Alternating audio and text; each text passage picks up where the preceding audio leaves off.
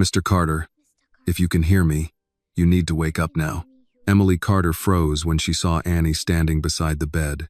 What is she doing in here? Emily asked, looking at Maria, her tone controlled but tight with unease. Maria, this is a private floor. Only family is allowed here. I'm sorry, Mrs. Carter, Maria said quickly, her hands clasped together. She didn't mean any trouble. Annie just wanted to see Mr. Carter for a minute. Emily looked at the little girl again. And this time there was something different in her eyes. As if Annie's presence in the room complicated something. She did not want complicated. This really isn't appropriate, Emily said, forcing a small, polite smile. Mr. Carter is very ill. He needs rest, not excitement. Annie nodded respectfully. Yes, ma'am. I'll be quiet. Dr. Harris stood on the other side of the bed, reviewing the latest numbers on the monitor. He let out a slow breath and removed his glasses, rubbing the bridge of his nose before speaking. I want to be honest with all of you, he said gently. We've done everything we can. Neurology has run every scan, every test. His body is continuing to weaken, and we still don't have a cause we can reverse. At this point, we may need to consider moving him home. The hospital can't offer much more. Sometimes it's better for the patient to be in a familiar place, surrounded by family. Maria lowered her eyes. Emily nodded slowly, dabbing the corner of her eye with a tissue. Ryan shifted his weight and asked, So you're saying he's not going to wake up? Dr. Harris hesitated. I'm saying the chances are very, very small. Annie looked from the doctor to William Carter's face. The doctor then noticed Annie still standing there. He gave her a gentle smile. You don't need to do this, sweetheart. The doctors have tried everything.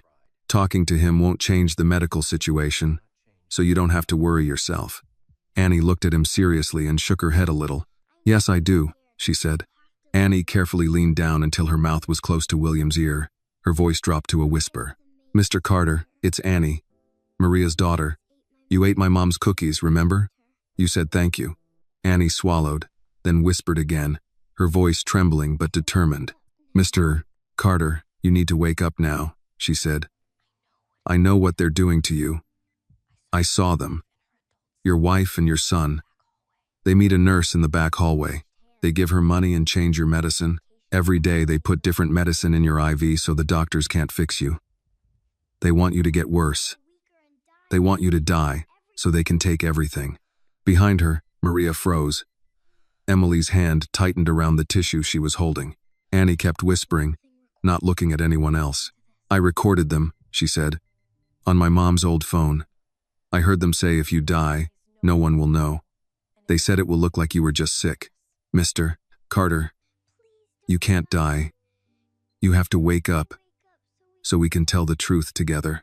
You have to wake up so we can show everyone what they did. For a moment, nothing happened. Then a tear slowly formed at the corner of William Carter's eye and slid down toward his temple.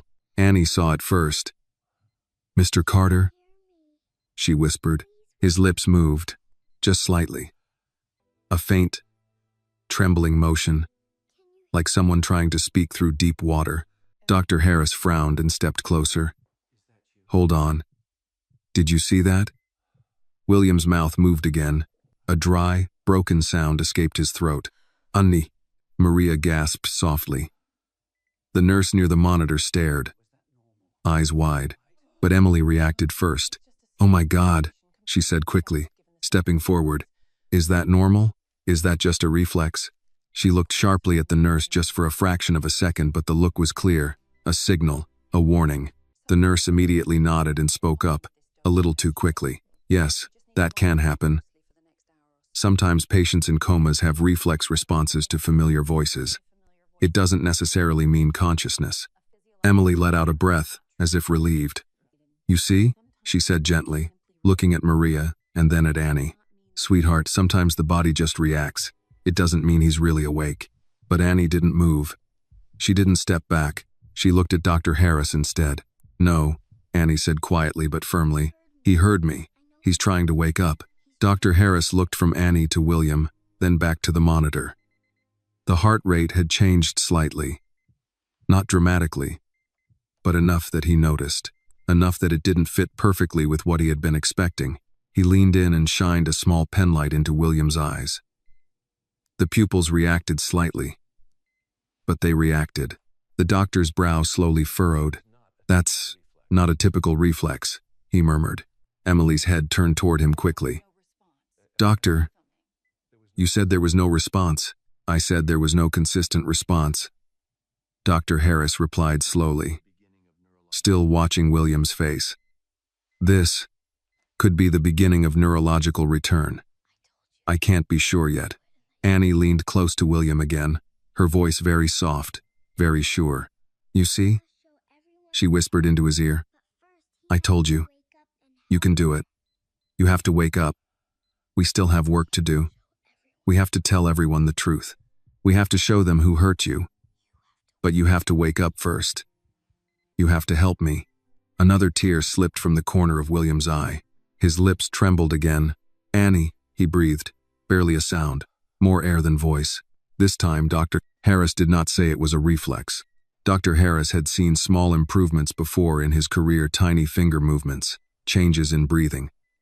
A flicker under the eyelids, but what he saw over the next few minutes was not random. Annie was still standing beside the bed, her small hand resting lightly on the metal rail. She didn't move away after William whispered her name. She stayed where she was, watching his face the way children watched something fragile, something that might disappear if they looked away for even a second. "Mr. Carter," she said softly. "It's okay. I'm still here." William's breathing changed. It was subtle, but everyone in the room heard it. The ventilator was still assisting, but now his chest was trying to move with the machine instead of just letting the machine breathe for him. His fingers twitched again, this time not just once, but twice, like someone trying to send a signal through a body that would not listen. Dr. Harris stepped closer quickly. "William, can you hear me? If you can hear me, try to move your hand." William's brow tightened slightly. It was a small movement, but it was there. A line forming between his eyebrows, like a man concentrating very hard. Emily felt a cold wave move through her stomach. "That doesn't mean he's conscious," she said quickly, looking at the nurse. "Right? This could still be involuntary." The nurse hesitated. "It could be," but she didn't sound sure anymore. Annie leaned closer again, her voice dropping to a whisper near William's ear. "You're doing it," she said. "Don't stop now. You have to wake up. Remember what I told you. They're hurting you. You have to wake up so we can stop them." William's heart rate climbed on the monitor slowly, but steadily. The beeping became closer together, more urgent, more alive. Dr. Harris looked at the screen, then at William, then back at the screen again. "That's stimulus response," he murmured. "He's reacting to her voice, specifically to her voice." Emily's hands tightened at her sides. "Doctor, you said there was brain damage." "I said there was severe neurological suppression," Dr. Harris replied. "That's not the same as brain death." Ryan pushed himself off the wall. "So what are you saying? That he's going to wake up and be normal?" "I'm saying," the doctor answered carefully, "that I may have been looking at this the wrong way. This doesn't look like typical degenerative disease progression. This looks like suppression. Chemical suppression is one possibility." The room went very still. Emily turned her head slowly toward the doctor. "Chemical? Are you suggesting someone did this to him?" "I'm suggesting," Dr. Harris said calmly, "that I want a full toxicology screen repeated immediately." The nurse looked at Emily without meaning to. It was just a quick glance, but Emily saw it. And in that moment, for the first time since William had been admitted, real fear appeared on her face. On the bed, William's lips moved again. No clear word this time, just a faint movement, like someone trying to push through heavy water. Annie saw it and leaned even closer, almost protectively, like she was shielding him from the rest of the room. "It's okay," she whispered. "You don't have to talk yet. Just wake up first. We'll talk later. I'm not scared." William's eyelids fluttered, not fully open, just a tremor. But it was enough. Dr. Harris straightened immediately. "William, if you can hear me, try to open your eyes." Emily took a step back without realizing she was doing it. William's eyelids moved again. A slow, painful effort, like lifting something incredibly heavy. For a fraction of a second, his eyes opened, just slightly unfocused, glassy, but open. Annie gasped quietly. "You did it," she whispered. The eyes closed again almost immediately, but the room had already changed. Everything had changed. "That is not a reflex," Dr. Harris said firmly. "That is not involuntary. He is trying to wake up." Emily turned quickly to the nurse, her voice low and sharp. "He needs to rest. Too much stimulation could be dangerous."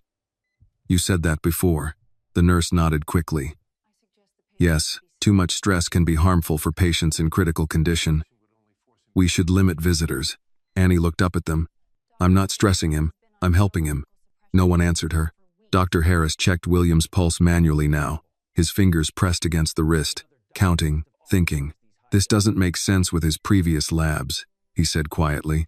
"If this were natural neurological failure, we wouldn't see this kind of response. Not like this, not this fast." Emily forced a small laugh that sounded completely wrong in the quiet room. "Doctor, sometimes people just have moments before the end."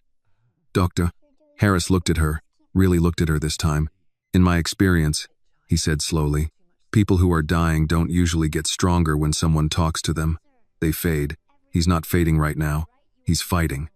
On the bed, William's fingers moved again, this time curling slightly, as if trying to grab something that wasn't there. Annie saw it and quickly placed her small hand on the blanket near his hand, not quite touching him, but close. "I'm right here," she said softly. "You're not alone. But you have to wake up soon, okay? Because they're getting scared now. And when bad people get scared, they do worse things." Emily's face went pale for just a second. Ryan noticed it. So did the nurse. Dr. Harris looked from Annie to William, then to the IV line, then to the medication chart hanging at the end of the bed. "I want all current medications reviewed," he said, "immediately. And I want that toxicology report rushed." Emily stepped forward. "Doctor, is that really necessary? I don't want him treated like some kind of experiment." Dr. Harris didn't look at her when he answered. He was looking at the IV bag, at the clear liquid dripping slowly down the line into William Carter's arm. "If someone were slowly poisoning a man," he said quietly, "it would look very similar to what I've been seeing for the past 3 weeks." No one spoke. Annie looked at William and whispered one more time, very softly so only he could hear. "You're not dying, Mr. Carter. You're waking up. If this moment touched your heart, take a second to like this video and share your thoughts in the comments. Tell us where you are watching from, because your story and your voice matter too. And if you believe stories like this remind us that justice and kindness still exist in this world, don't forget to subscribe to the channel so you don't miss the next story." Dr. Harris did not leave the room for a long time after that.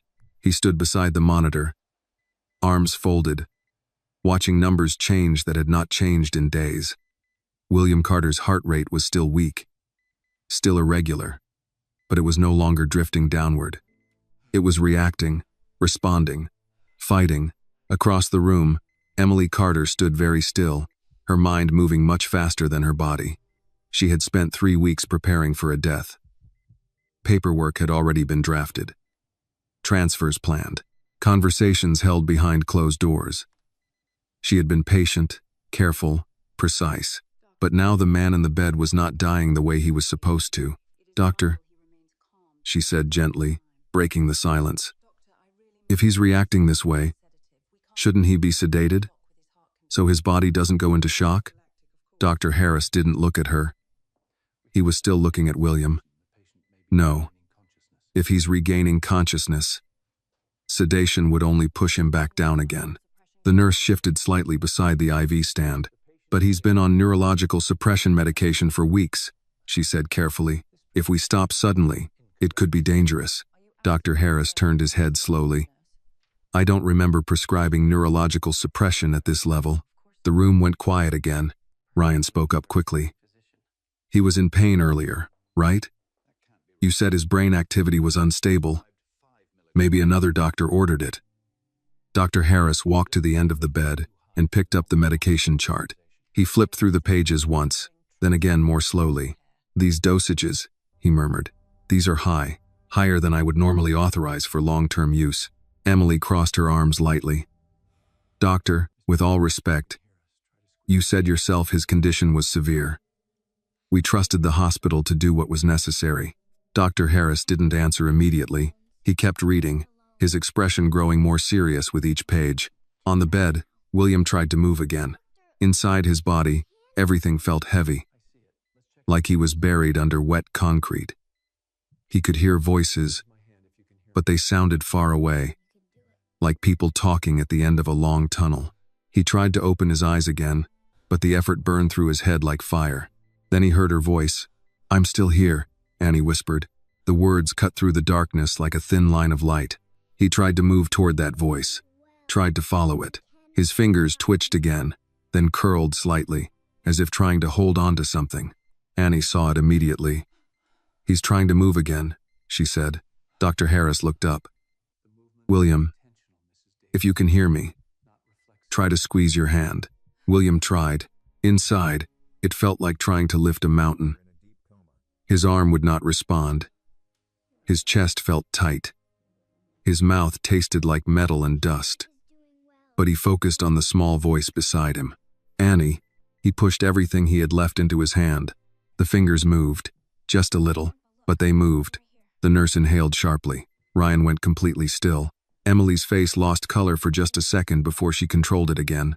"That's voluntary movement," Dr. Harris said quietly. "He's not in a deep coma anymore." Annie leaned closer, her voice barely a whisper. "You're doing really good," she said. "But you have to keep going. You can't stop now." William tried to open his eyes again. This time, the darkness cracked a little. Light slipped through, blurry shapes, shadows moving. He couldn't focus, but he knew he wasn't alone. He tried to speak, but his throat only produced a rough, broken sound. Dr. Harris leaned closer. "Don't try to talk yet. Just focus on breathing." Emily suddenly stepped forward. "Doctor, I really think this is too much stimulation. He looks distressed. Maybe we should let him rest and continue this later." Annie looked up at her. For a moment, the room felt very strange, like two completely different worlds were standing on opposite sides of the same bed. "He's not scared," Annie said quietly.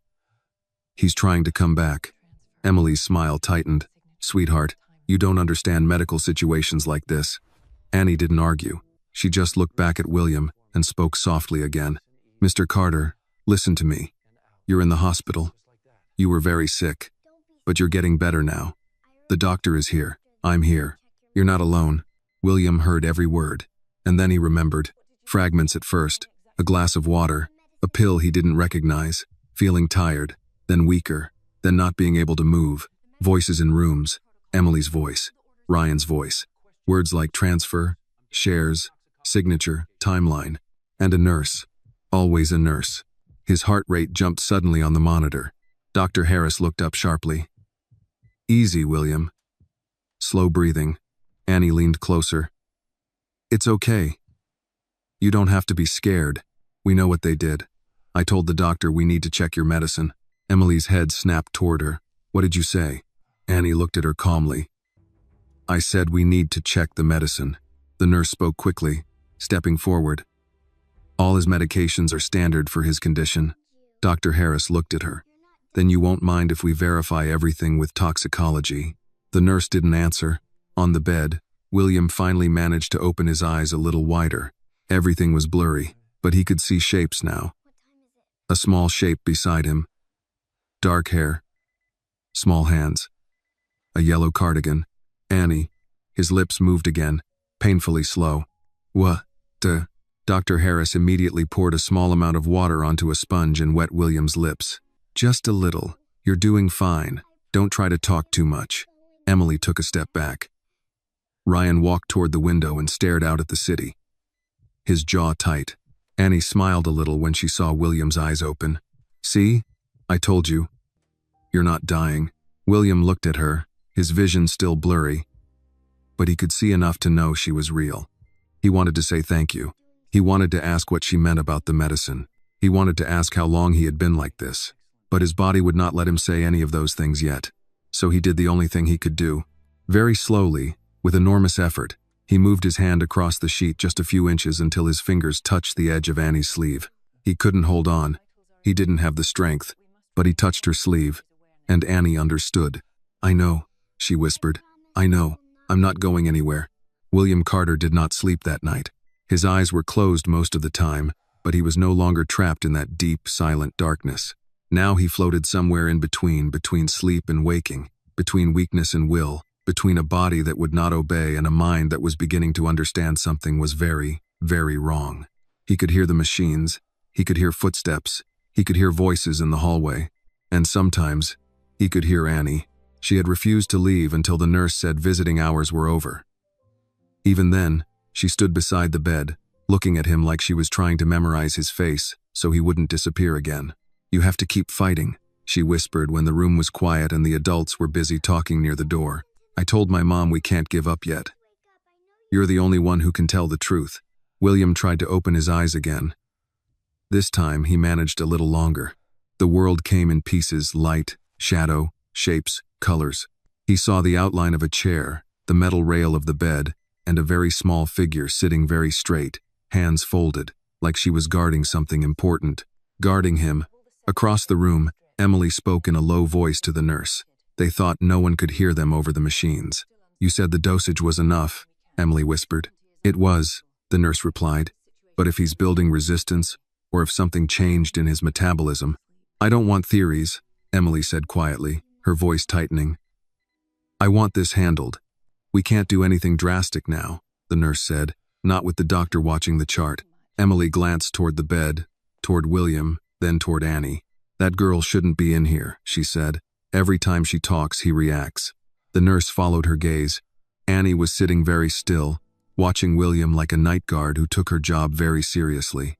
"She's just a child," the nurse said. Emily's eyes hardened slightly. "Children repeat things they hear. Children notice things they shouldn't."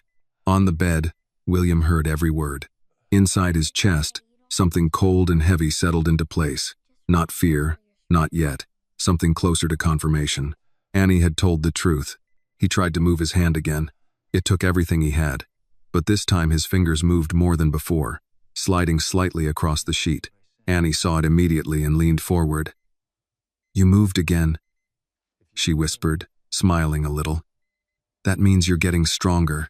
William forced his eyes open again. This time he could see her face more clearly. Dark eyes, serious expression, a child trying very hard to be brave. He tried to speak, but his throat only produced a rough sound. Annie understood anyway. "Don't talk," she said softly. "The doctor said you need to get stronger first." Dr. Harris walked back into the room just then, holding a tablet with new lab results. He stopped when he saw William's eyes open. "Well," he said quietly, more to himself than to anyone else, "that's something I didn't expect to see today." He walked to the bed and checked William's pupils again, then his pulse, then the monitor. "William, if you can understand me, blink once," the doctor said. William focused on the voice, on the instruction, on the idea that he needed this man to understand. He blinked once. Dr. Harris froze for a second, then nodded slowly. "Good. That's very good." Emily stepped forward quickly. "Doctor, what does that mean?" "It means he can hear us. It means he can understand us. It means he is not gone," Dr. Harris said. Then he looked directly at William. "And it means if something was done to you, you may be able to tell us." The room went silent. Emily forced a small laugh. "Doctor, you're talking like this is some kind of crime." Dr. Harris didn't smile. "I'm talking like a man who has been trying to diagnose a disease that doesn't behave like a disease." He held up the tablet slightly. "The preliminary tox screen shows traces of a sedative that is not on my original treatment plan." The nurse spoke quickly. "That could be from the ER when he was first admitted. Sometimes medications." "This wasn't from 3 weeks ago, doctor," Harris said calmly. "This is recent. Repeated. Small doses over time." William closed his eyes slowly. So it was real. It wasn't just weakness. It wasn't just illness. Someone had been slowly shutting his body down while he lay in this bed. Unable to speak. Unable to move. Unable to stop them. And the only person who had tried to stop it was a 6-year-old girl. He opened his eyes again and looked at Annie. She leaned closer. "I told you," she whispered. "You're not crazy. You're not dying. They were making you sick." Dr. Harris looked between Annie and William. "What did you tell him?" he asked gently. Annie hesitated and looked at Maria. who had just re-entered the room after speaking with a receptionist about visiting hours. Maria looked nervous, but she nodded slightly. "Tell the truth," she said quietly. "So Annie did. I saw Mrs. Carter and Ryan talking to the nurse in the back hallway," Annie said. "They gave her money. I heard them say they were putting medicine in his IV so the doctors couldn't fix him. I recorded it on my phone."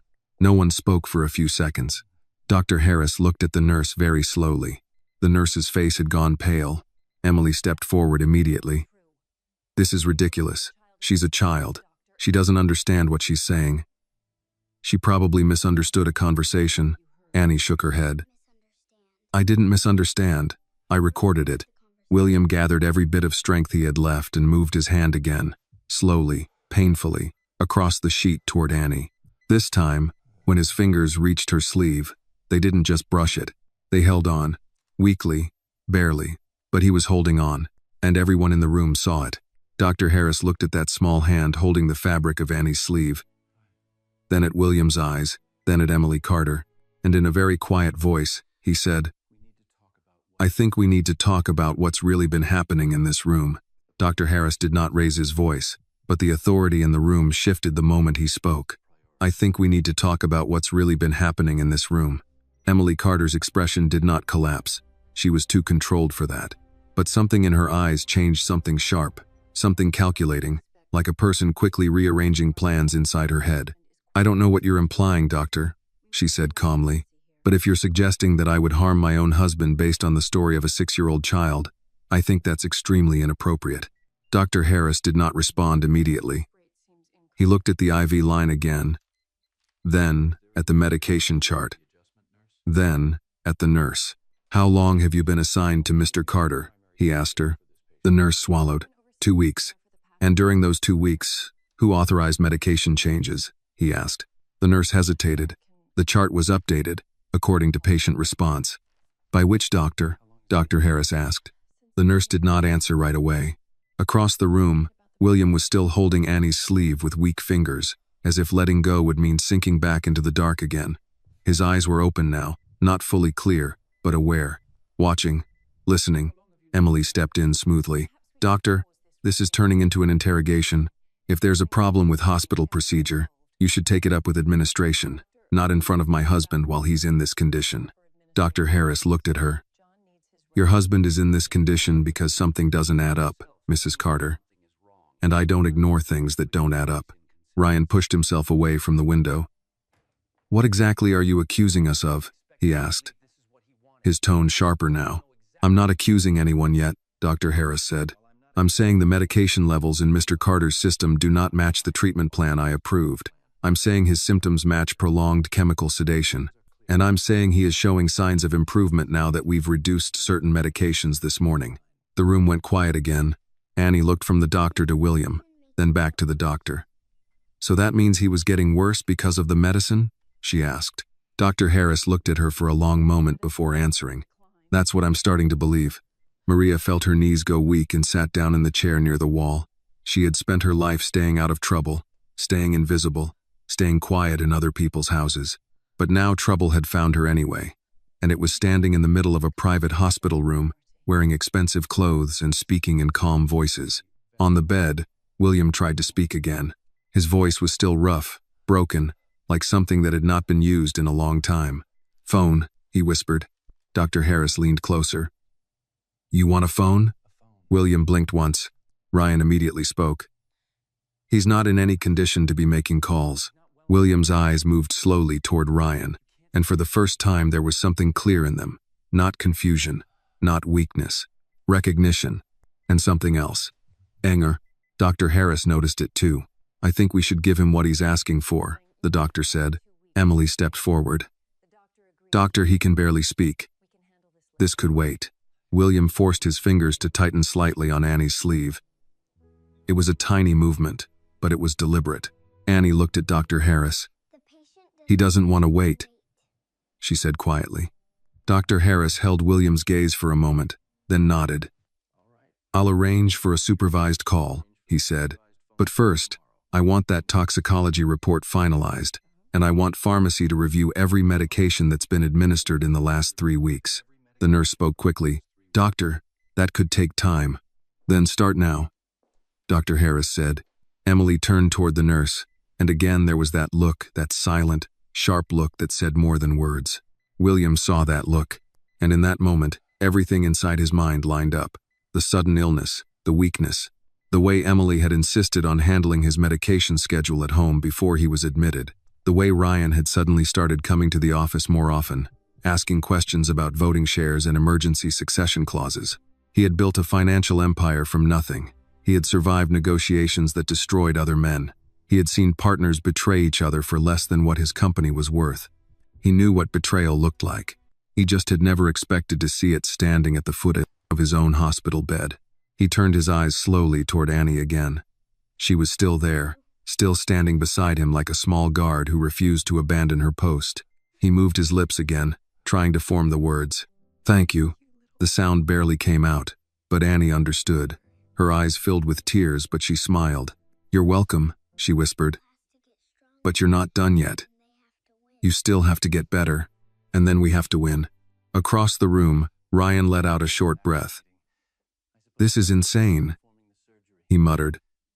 "We're standing here taking legal advice from a child." "No," Dr. Harris said quietly. "We're standing here watching a patient who was supposed to be dying suddenly improve when someone started asking questions." Maria looked at William, at the machines, at the doctor, at Emily, and she realized something she had never imagined in her life.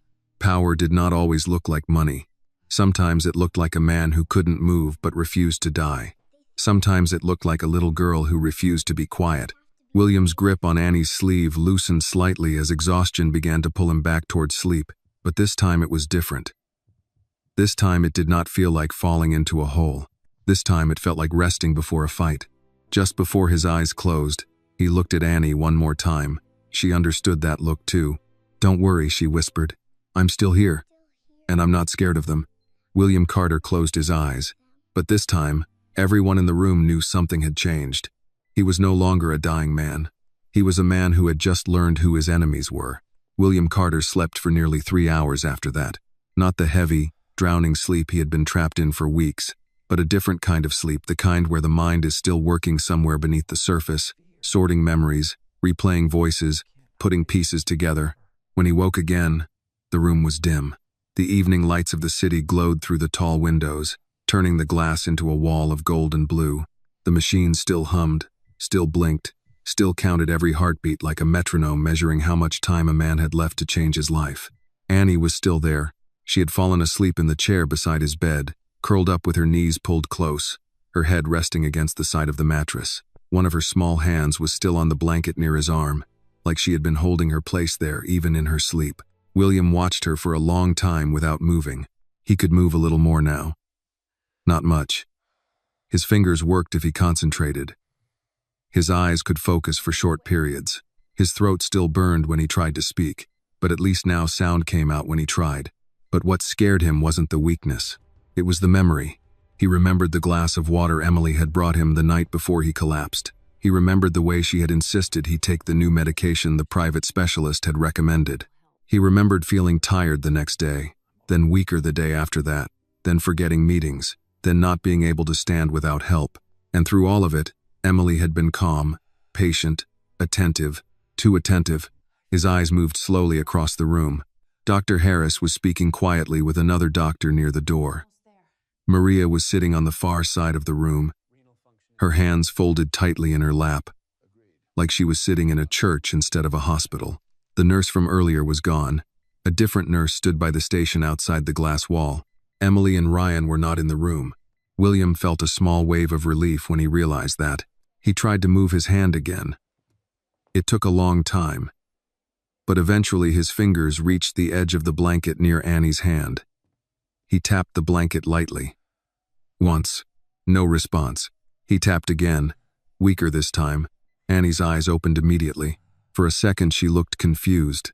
Then she saw his eyes open and she sat up straight so fast the chair made a soft scraping sound on the floor. "You're awake," she whispered, as if she was afraid saying it too loud might break it. William moved his lips. It took effort, but this time the word came out clearer. "Annie," she smiled, but her eyes filled with tears at the same time. "Yeah," I'm here. He swallowed, wincing slightly. Your phone. Annie looked around quickly, then reached into her cardigan pocket and pulled out the old phone. The cracked screen lit up faintly in the dim room. I still have it, she said. I didn't show anyone else. William moved his eyes toward Dr. Harris, then back to Annie. He was trying to tell her something without speaking too much. Annie understood faster than most adults would have. You want the doctor to hear it? She asked quietly. William blinked once. Annie stood up and walked over to Dr. Harris. Doctor? She said softly. Dr. Harris turned and immediately walked over when he saw William's eyes open again. You're awake, he said, not hiding the surprise in his voice this time. That's very good. Annie held up the phone. I told you I recorded them, she said. Do you want to hear it now? Dr. Harris looked at the phone, then at Maria, then back at Annie. Yes, he said. I think I do. Maria stood up slowly and walked closer, her face pale but steady. Annie pressed the screen and opened the recording. The audio crackled for a second. Then the voices came through quiet, but clear enough in the silent room. Ryan's voice, just keep the dosage low enough that it looks natural. Emily's voice. The doctors already think it's neurological. They're not even looking at the IV. Then the nurse. As long as the payments continue, I'll keep changing the bag during night shift. The recording ended. No one spoke for several seconds.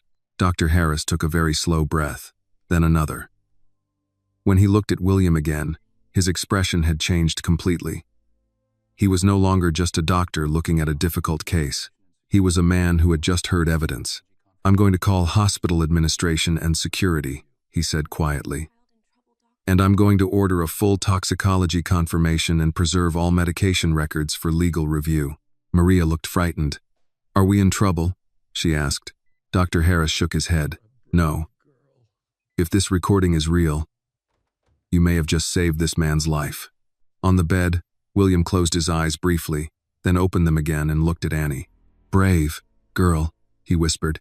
Annie shook her head a little. No, she said. You're the brave one. You're the one who has to fight them. Just then, the door opened. Emily walked in, Ryan right behind her. They both stopped when they saw everyone gathered near the bed, the phone in Annie's hand, and William awake, looking directly at them.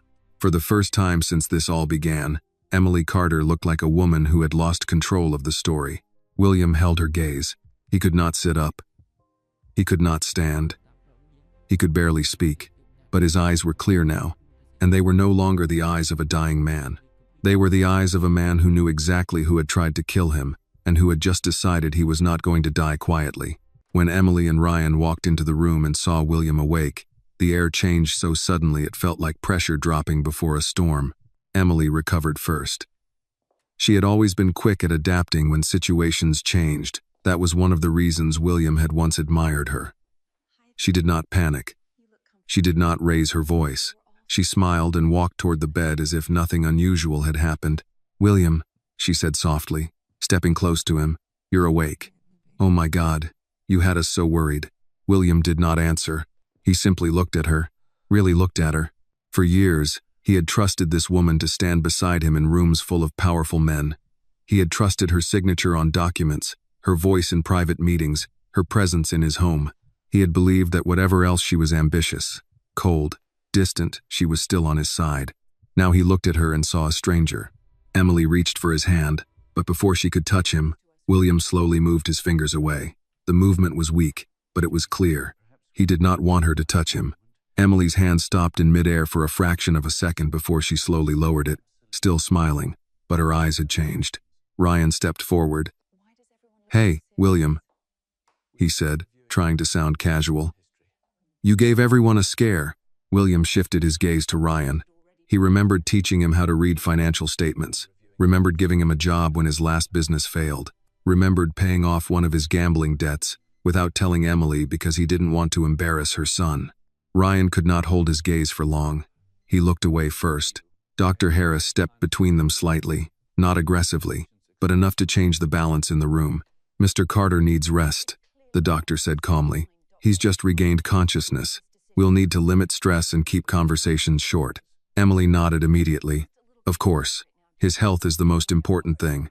But her eyes moved quickly around the room, first to Annie, then to Maria, then to the phone still in Annie's hand, then back to Dr. Harris.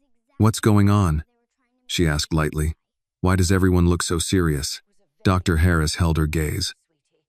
"We're reviewing Mr. Carter's medication history." Emily did not blink. "That sounds like something you should have been doing already." "We were," Dr. Harris said. "But now we're doing it more carefully." William moved his lips slowly. It took effort, but he forced the words out. "Lawyer." Dr. Harris nodded immediately. "I understand. I've already contacted Daniel Brooks. He's on his way." Ryan's head snapped up. "You called his lawyer?" "Yes," Dr. Harris said, "at the patient's request." Emily's voice cooled slightly. "William just woke up. He's not in any condition to be making legal decisions." William gathered every bit of strength he had and spoke again, his voice rough but clear enough this time. "I am." The room went completely silent. It was the first full sentence he had spoken. Annie looked at him like she had just watched someone win a very hard race. Emily's smile disappeared completely now. "William, you're confused. You've been very sick." William looked at her and spoke slowly, each word costing him effort. "Not confused." Ryan shifted his weight. "Maybe we should all calm down," he said. "This isn't the place for drama." Annie spoke before anyone else could. "It is the place," she said quietly. "Because this is where you were trying to make him die." Maria closed her eyes briefly. The words were out now. There was no pulling them back. Emily turned her head slowly toward Annie. "That's a very serious thing to say," she said softly. "Do you even understand what you're accusing us of?" Annie didn't look away. "Yes," Dr. Harris stepped in again. "That's enough for now. Mr. Carter needs rest. And this conversation will continue later with hospital administration present." Emily crossed her arms. "Are we being accused of something, Doctor?" Dr. Harris answered calmly. "We are verifying medical facts, that's all." Just then, there was a knock on the door, and a tall man in a dark suit stepped into the room carrying a leather briefcase. Daniel Brooks. He looked older than William, remembered more gray in his hair, more lines in his face, but his eyes were still sharp, still observant. He took in the entire room in one glance. William awake. Emily standing near the bed. Ryan near the window. The doctor, Maria, and the small child standing beside the bed like she belonged there more than anyone else. "William," Daniel said, walking closer. "You look terrible." William would have laughed if his throat hadn't hurt. Instead, the corner of his mouth moved slightly. "Good to see you," he whispered. Daniel set the briefcase down and leaned closer so only William could hear him.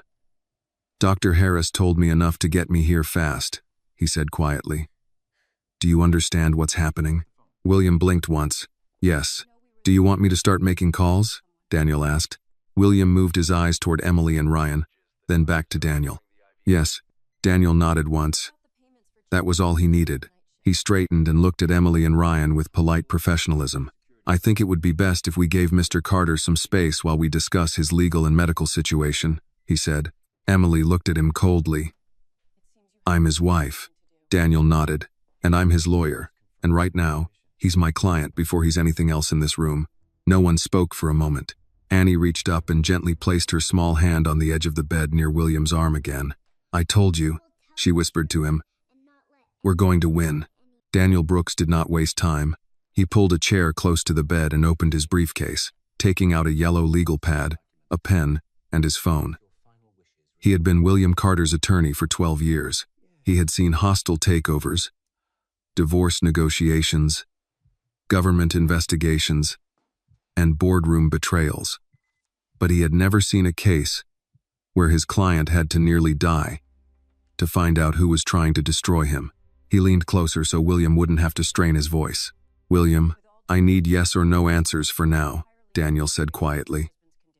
"Do you believe someone has been intentionally giving you medication to keep you unconscious?" William looked at him and blinked once. "Yes." Daniel nodded and wrote something down. "Do you believe the people responsible are in this room?" William's eyes moved slowly toward Emily and Ryan, then back to Daniel. He blinked once again. Yes. Across the room, Emily spoke, her voice tight but controlled. This is unbelievable. He can barely speak and you're conducting some kind of courtroom interrogation in a hospital room. Daniel didn't even look at her. I'm establishing legal clarity for my client. Ryan let out a short laugh. Your client is my stepfather. This is a family matter. Daniel finally looked up. Attempted murder is not a family matter, he said calmly. The word murder hung in the room like a sudden drop in temperature. Maria covered her mouth with her hand. Annie did not move, her eyes going from one adult to another, trying to understand how grown-ups could say such terrible things so quietly. Emily's face hardened. You're making a very serious accusation, Mr. Brooks. Daniel nodded. Yes, I am. Dr. Harris stepped forward.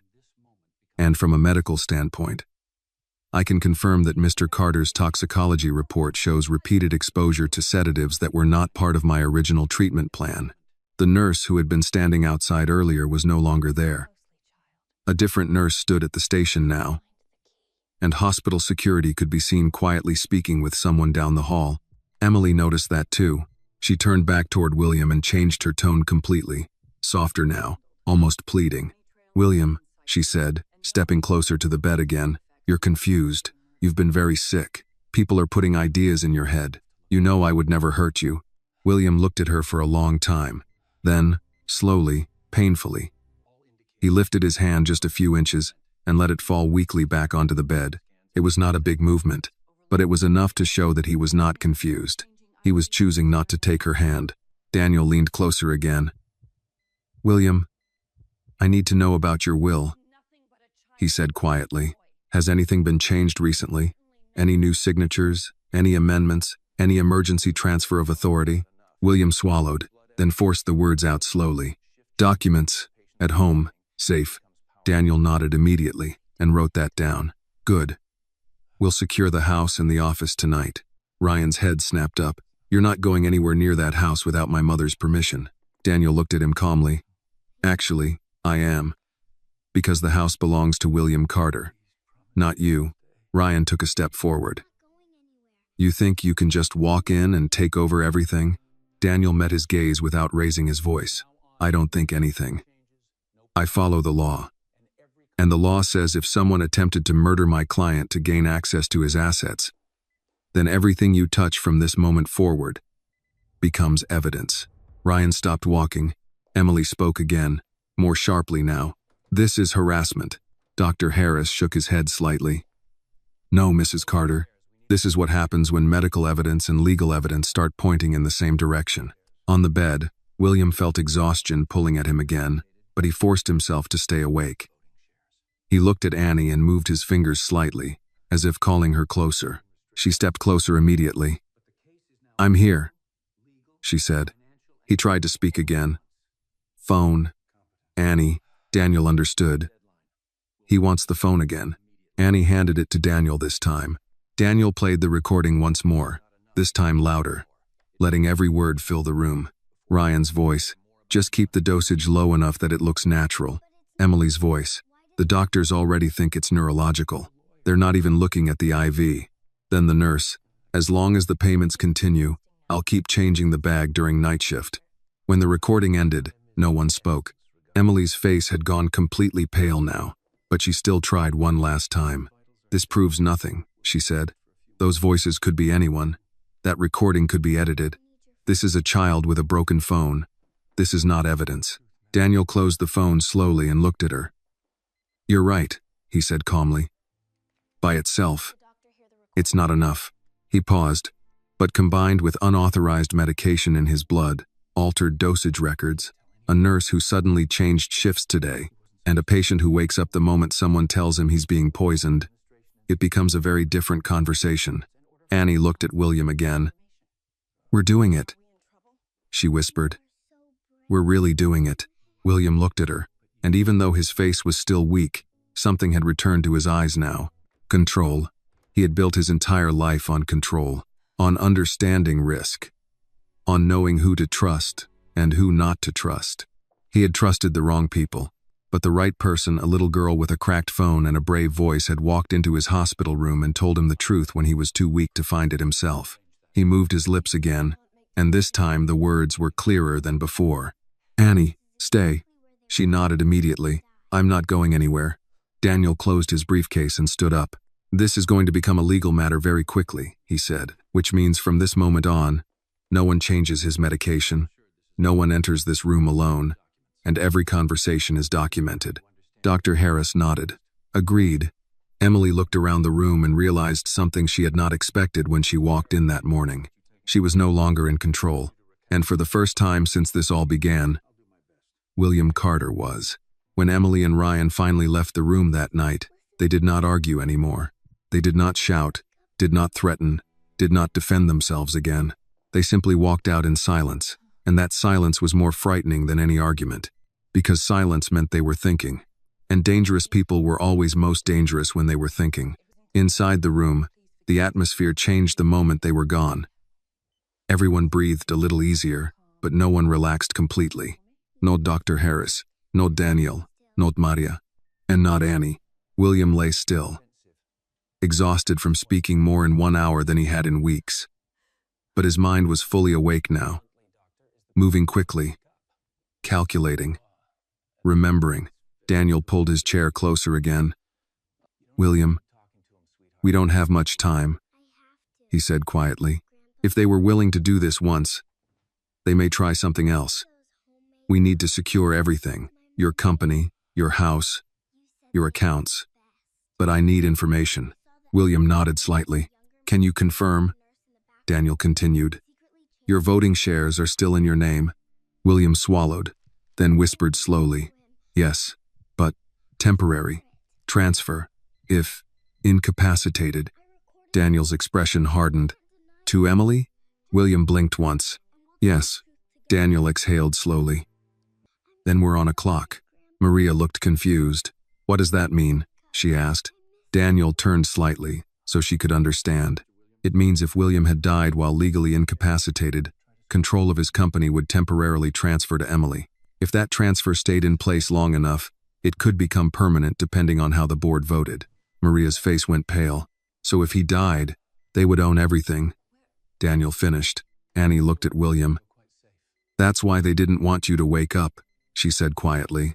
William looked back at her and blinked once. Yes. Dr. Harris crossed his arms. From a medical standpoint, I can keep him here and restrict access. But this is no longer just a medical situation. This is legal. Daniel nodded. And financial. And criminal. William forced himself to speak again. Board. Meeting. Daniel understood immediately. When? William struggled to remember. Everything from the past few weeks felt like it was covered in fog, but he forced himself to focus. Friday.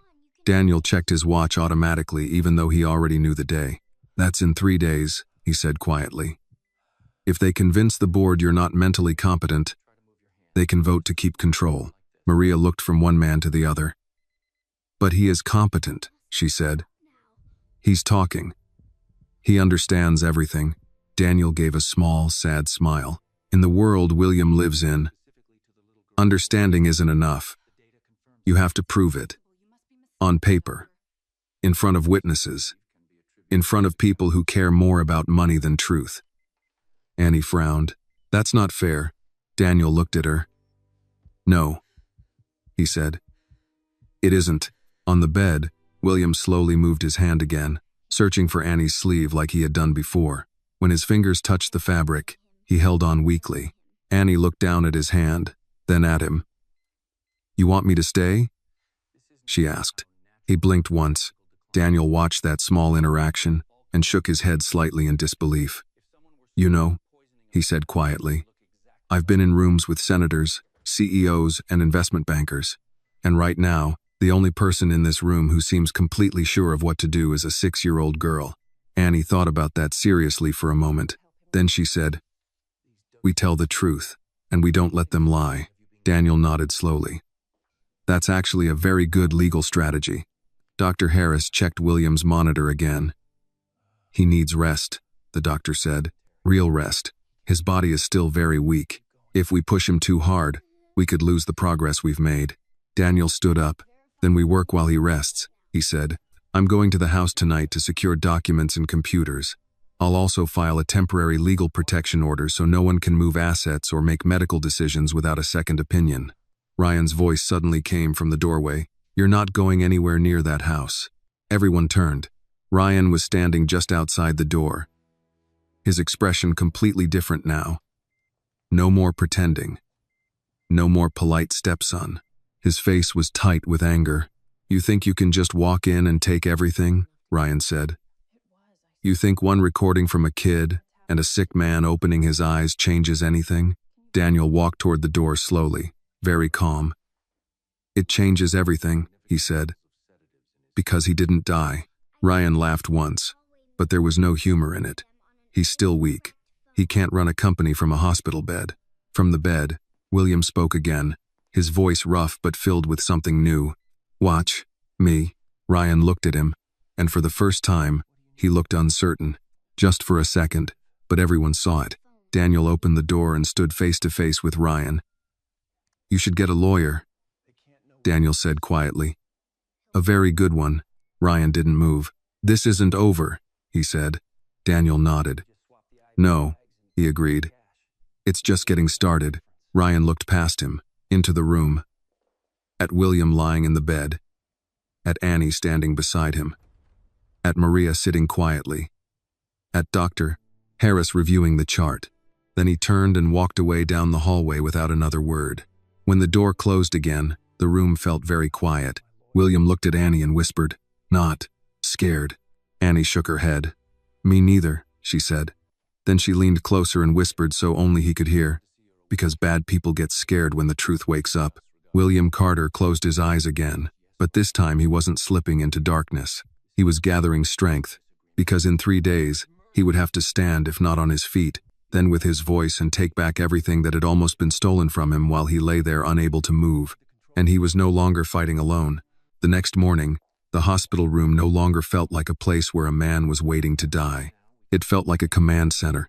Daniel arrived before sunrise with 2 phones, a laptop, and a stack of documents. Dr. Harris had already spoken to hospital administration, and a note had been placed in William's file. No medication changes without dual authorization. No visitors alone.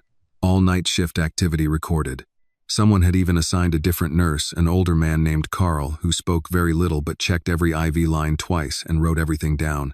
William was awake when the sun came up. Weak, but awake. Annie was sitting in the chair again, eating a banana Maria had brought from home. She swung her legs gently under the chair and watched William like she was making sure he didn't disappear again. "You look better," she told him. William tried to smile. It was still a small smile, but it was real. "Feel better," he whispered. Dr. Harris walked in with a tablet. "Your latest labs are back," he said. "The sedative levels in your blood have dropped significantly since we stopped the previous IV bags. Your neurological response is improving faster than I expected." William closed his eyes briefly. That was all the confirmation he needed. They had been poisoning him. Slowly. Carefully. Patiently. Daniel opened his laptop and turned the screen so William could see. "I spoke to the board this morning," he said. "They moved the meeting up. It's now tomorrow afternoon." Maria looked shocked. "Tomorrow? That's so soon." Daniel nodded. "That's not a coincidence. That's pressure. They want to vote before William is strong enough to stop them." William forced himself to focus. "Video," he whispered. Daniel nodded immediately. "Yes, that's what I told them. You'll attend by video. You don't need to stand. You don't need to walk. You just need to be able to speak and prove you are mentally competent." Dr. Harris crossed his arms. "Medically, I can support that. He is conscious, oriented, and responding appropriately. I can sign a statement confirming cognitive competence." Annie raised her hand slightly like she was in school. "What does that mean?" Daniel smiled a little. "It means he's awake enough and thinking clearly enough that no one else is allowed to take his company away from him." Annie nodded seriously. "Okay. Good." William looked at her and whispered, "You, coming, tomorrow." Annie blinked. "To the meeting?" He blinked once. Daniel chuckled softly. "Honestly, at this point, I think you might be the most important person in the room." Maria looked nervous. I don't know if we should be involved in something like that. These are very powerful people. William slowly turned his head toward her. It took effort, but he held her gaze. Family, he whispered. Maria didn't understand at first. Family? William moved his eyes toward Annie, then back to Maria. You, both. Maria's eyes filled with tears immediately. She had cleaned this man's house, washed his dishes, folded his shirts. She had never once imagined he even knew what her life looked like outside those walls, and now he was calling her family. She nodded slowly. Then we're not going anywhere, she said. Around noon, Daniel came back into the room after making several calls in the hallway. His face was serious, but there was a certain energy in the way he moved now. I have news, he said. Everyone looked at him. The nurse who was on night shift the past 2 weeks, Daniel continued. She's gone. Didn't show up today. Phone disconnected. Dr. Harris frowned. That doesn't look good. Daniel shook his head. No, it looks like someone realized we're no longer guessing. We're proving. William closed his eyes slowly. Emily was not the kind of person who panicked. If the nurse had disappeared, it meant Emily was already trying to clean up the mess. House, William whispered again. Daniel nodded. I went there this morning. The safe in your office was open. William's eyes snapped open. Relax, Daniel said quickly. They didn't get what they needed. Your primary documents weren't there. William exhaled slowly, a small breath of relief. Bank, he whispered. Daniel nodded again. Already handled. I froze any transfer over a certain amount and flagged all authorization requests. If anyone tries to move money right now, it triggers a review. Annie listened to all of this like it was a movie, but she understood one thing very clearly. They're trying to run away, she said. Daniel looked at her. Yes, he said. Or they're trying to take as much as they can before the door closes. William looked at Annie again. Tomorrow, he whispered. We finish. Annie leaned closer so only he could hear her. You just talk, she whispered. I'll be right there. And if you get tired, I'll squeeze your hand so you remember you're not alone. William looked at her for a long moment. Then he used all his strength to move his hand across the blanket again until his fingers found her sleeve. This time, his grip was a little stronger, not strong enough to hold on forever, but strong enough to promise that he wasn't going to let go without a fight. Tomorrow was not just a board meeting. Tomorrow was the day a man who was supposed to die would speak. And when he spoke, a lot of very dangerous people were going to lose everything. The board meeting was scheduled for 2 p.m. At 1:10 p.m., a nurse helped William sit up for the first time. The effort nearly exhausted him. His muscles trembled from the strain, and a cold sheen of sweat formed on his forehead, but he did not ask to lie back down. Leave me like this, he said hoarsely. Dr. Harris stood nearby, watching carefully. Only for a short time. Your body is still recovering. William nodded slightly. Short is enough. Daniel was setting up the laptop on the rolling hospital table, adjusting the camera angle so the screen would show William sitting upright, not lying in bed. Image mattered. In William's world, image was sometimes the difference between control and collapse. Annie stood on the other side of the bed, watching everything very seriously. What happens if they try to say you're still too sick? She asked. Daniel glanced at her. Then your friend here, he said, nodding toward Dr. Harris. We'll tell them that Mr. Carter is fully conscious and mentally competent. Dr. Harris gave a small nod. I've already written the statement. William looked at Annie and moved his hand slightly. She understood and stepped closer so he wouldn't have to reach far. You ready? She asked quietly. He looked at her for a long moment, then whispered, ready. At 1:58 p.m., Daniel clicked the link. The screen filled with faces, men and women in conference rooms, office chairs, glass walls, city skylines behind them, the board of Carter Capital.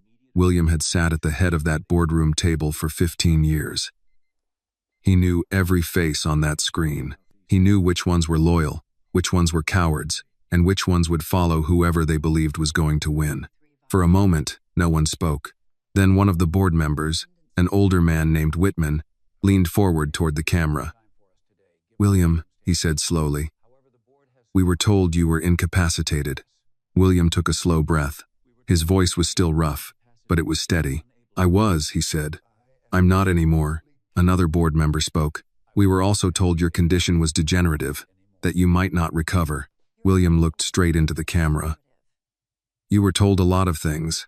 Daniel stood just out of frame, where only William could see him, ready to step in if William lost strength. Whitman spoke again. Emily has been acting under temporary authority while you were hospitalized.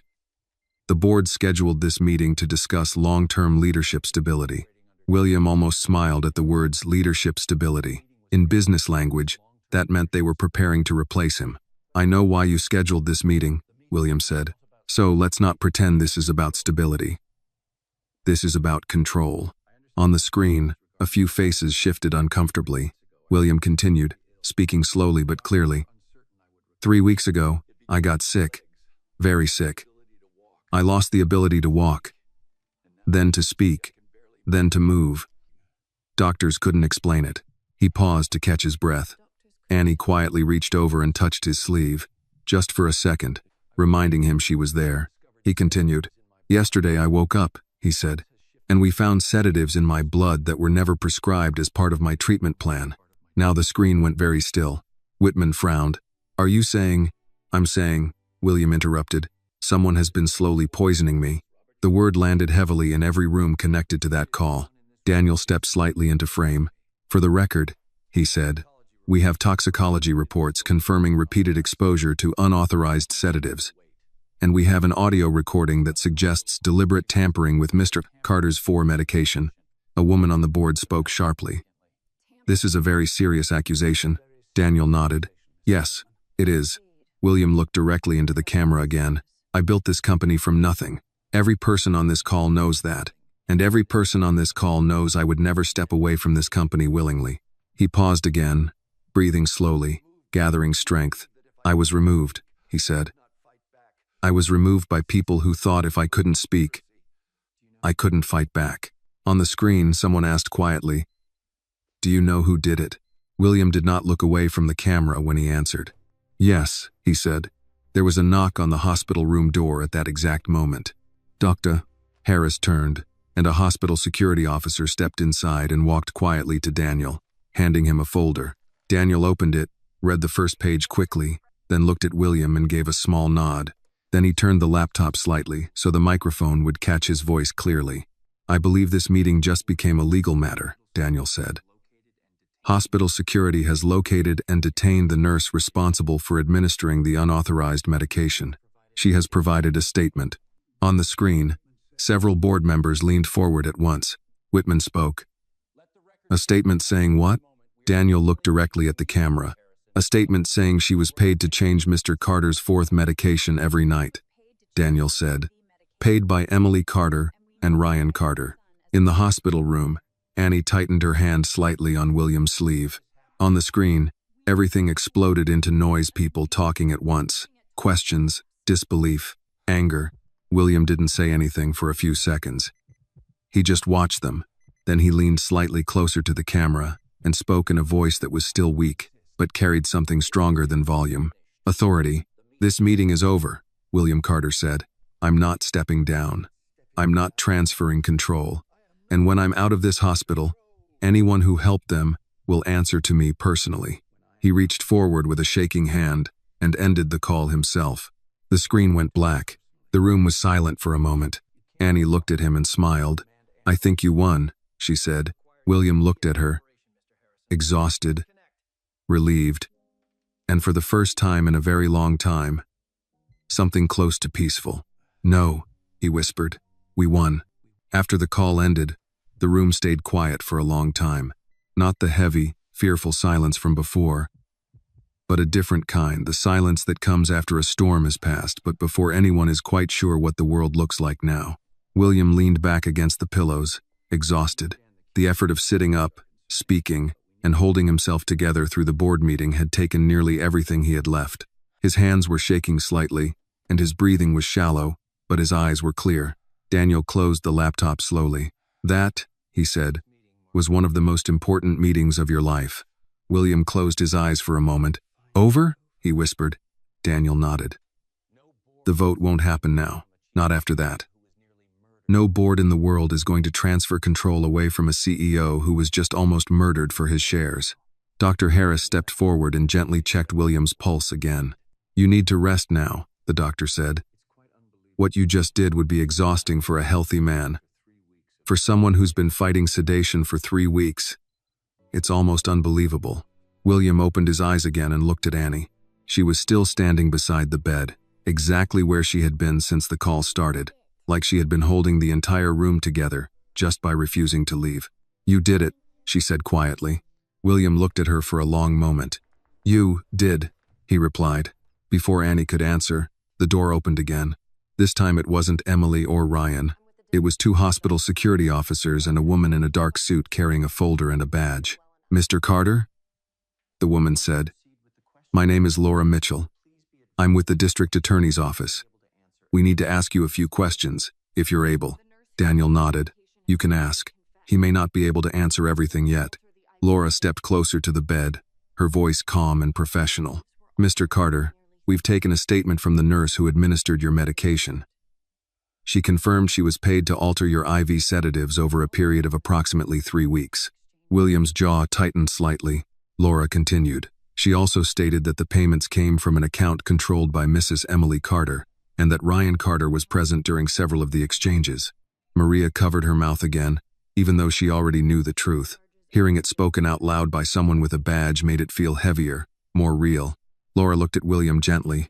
"We will be pressing charges for attempted murder, conspiracy, and medical fraud. But we need you to confirm something important. Did you ever authorize anyone to manage or change your medication outside of your primary physician's orders?" William forced the words out slowly. "No." Laura nodded and wrote that down. "Thank you. That's very important." Annie looked at the woman and asked quietly, "Are they going to jail?" The adults in the room exchanged looks. It was a child's question, simple and direct, but the answer carried the weight of everything that had happened. Laura looked at Annie for a moment before answering. "If the court believes the evidence, then yes," she said gently. "They could go to prison for a long time." Annie didn't smile. She didn't look happy. She just nodded once, very seriously, like she was filing that information away in the part of her mind where grown-up truths went. William watched her reaction carefully. "Not happy," he whispered. Annie shook her head. "No," she said. "I just wanted them to stop hurting you." No one in the room spoke for a few seconds after that, because that was the difference between a child and an adult. The adults in the room were thinking about prison, lawsuits, money, control, power. Annie had only ever been thinking about one thing: stop hurting him. Laura closed her folder. "We'll have officers stationed outside your room for the next few days," she said. "No one enters without clearance, not even family." Daniel nodded. "Good." After she left, the room became quiet again. Maria walked slowly to the bed and looked at William. "I don't know how to thank you," she said softly. "Our lives, we were just trying to survive. We never expected to be part of something like this." William looked at her for a long moment, then slowly moved his hand again across the blanket until it rested near hers. "You stayed," he whispered. Maria's eyes filled with tears. "Of course we stayed." William then looked at Annie again. He studied her face like he was trying to memorize it, the same way she had once stood and memorized his when he was the one disappearing. "Why?" he whispered. "Help. Me." Annie thought about that question very carefully before answering. Finally she said, "Because you said thank you to my mom when no one else did." William felt something in his chest that had nothing to do with illness or medicine. In all his life, he had signed contracts worth hundreds of millions of dollars. He had negotiated deals that changed entire companies. He had fired people, hired people, built things, destroyed things, won battles no one else even knew he was fighting. And in the end, the reason he was still alive was not money, not power, not influence. It was because one day, in a kitchen, he had said thank you to a woman most people didn't even see. William closed his eyes, but this time there was no pain in his face, only exhaustion and something close to peace. He moved his hand again, slowly, until his fingers touched Annie's hand. This time, his grip, though still weak, was steady. "Family," he whispered, and Annie squeezed his hand back like she understood exactly what that word meant. The hospital room was quieter the next morning, but it was a different kind of quiet now. Not the quiet of waiting for someone to die. The quiet of waiting for life to begin again. Sunlight came through the tall windows and fell across the floor in long golden lines. Someone had opened the blinds halfway, and the city looked different in the morning, less dramatic, more honest. Cars moved, people walked, and somewhere down below, a man was selling coffee from a street cart like he did every day, not knowing that high above him a man who owned half the buildings in his view was learning how to hold a spoon again. William sat up in bed with help from the nurse and a physical therapist. His hands were still weak, but he could move them now. Slowly, carefully, like someone learning how to use his own body again. Again, the therapist said gently. William lifted his hand a few inches, held it there, then slowly lowered it back down. The effort made his arm tremble, but he didn't stop. Across the room, Annie was sitting at the small table drawing on a piece of paper with a box of hospital crayons someone had given her. Maria sat beside her, filling out some paperwork Daniel had brought that morning. "What are you drawing?" William asked, his voice still rough but much clearer now. Annie held up the paper. It was a picture of 3 stick figures holding hands. One very tall, one medium, one very small. Above them was a big sun in the corner, and something that looked like a very crooked building. "That's you," Annie said, pointing to the tall one. "That's my mom. And that's me. And that's your big building." William studied the drawing for a long moment like it was the most important document he had ever seen. "Where are we going?" he asked. Annie thought for a moment. "Home," she said. The words stayed in the air between them. William had several homes. A penthouse in Manhattan, the estate in Westchester, a house in Aspen, an apartment in London. But he knew that wasn't what she meant. Dr. Harris walked in with a chart and a small smile. "You're improving faster than expected," he said. "If you keep this up, you may be able to leave the hospital in a couple of weeks." "A couple of weeks," Maria repeated softly, as if she couldn't quite believe how much had changed in such a short time. Daniel arrived a few minutes later, still in his suit, still carrying too many papers.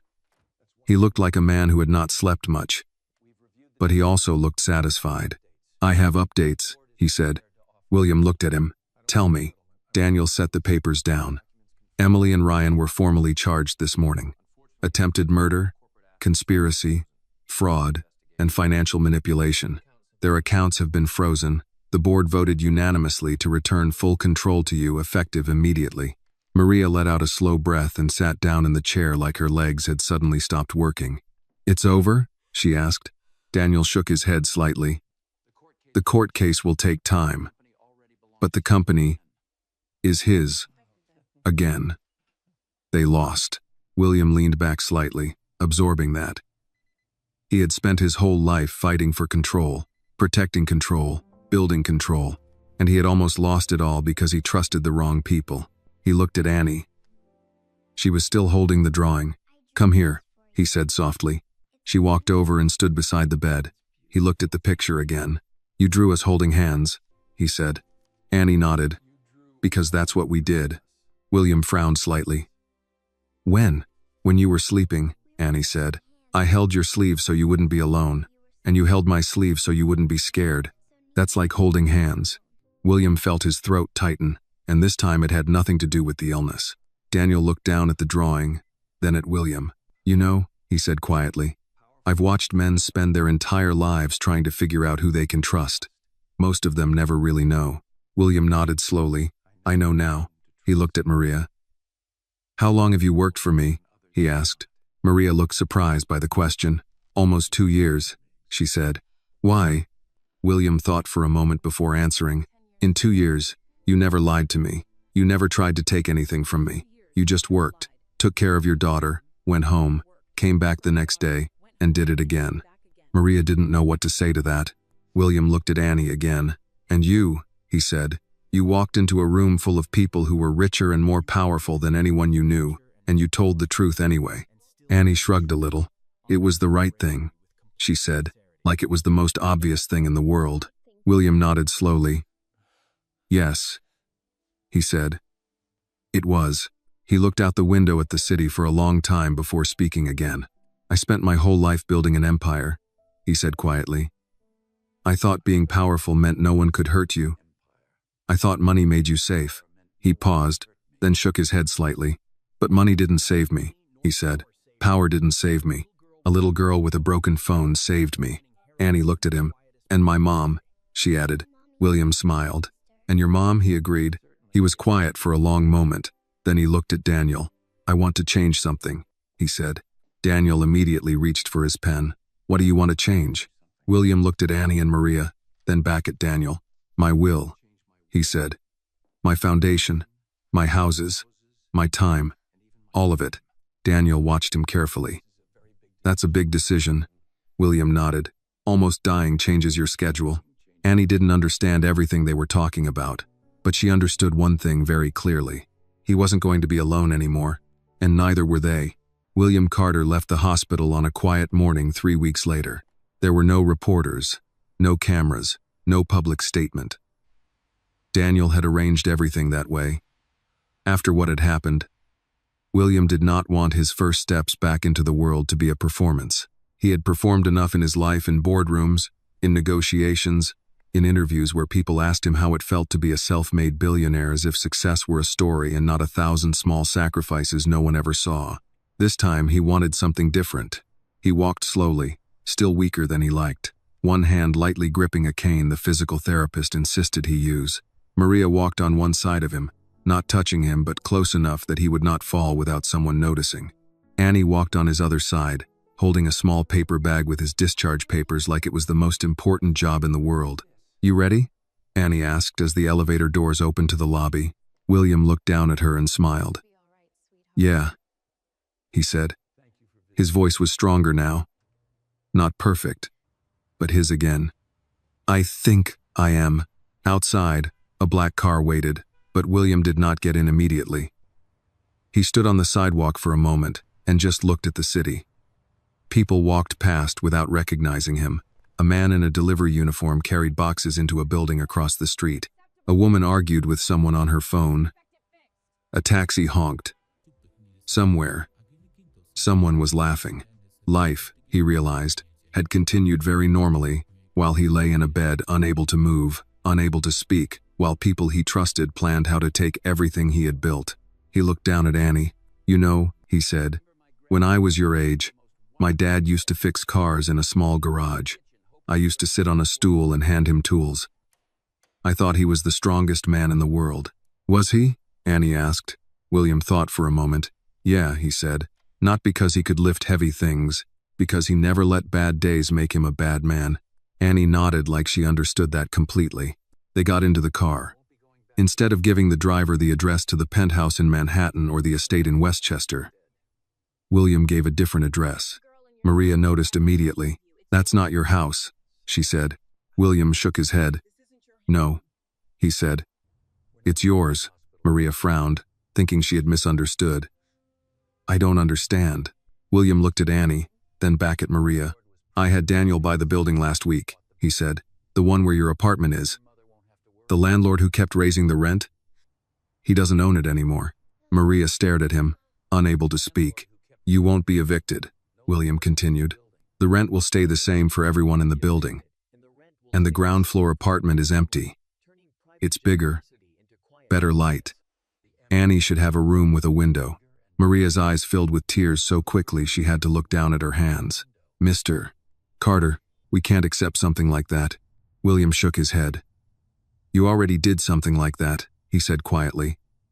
You let your daughter walk into my hospital room when everyone else was ready to let me die.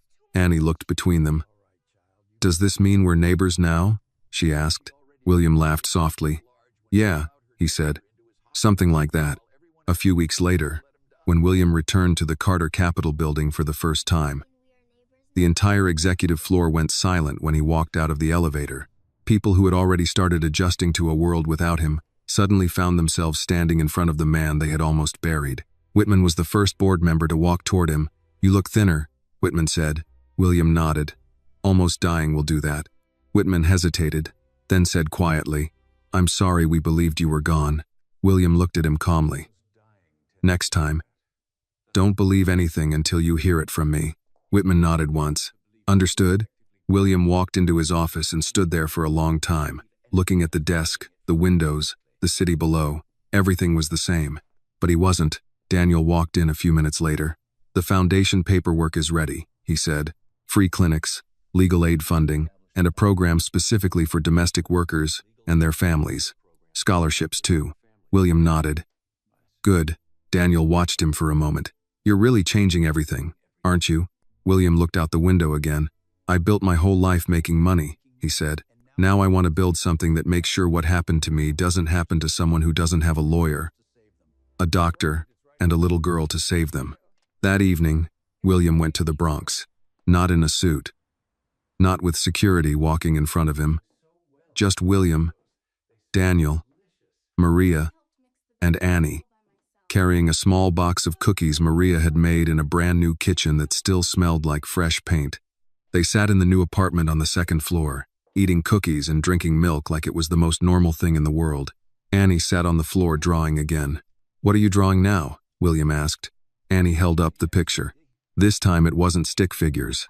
It was a big man lying in a bed, a small girl standing next to him, and a long line connecting their hands.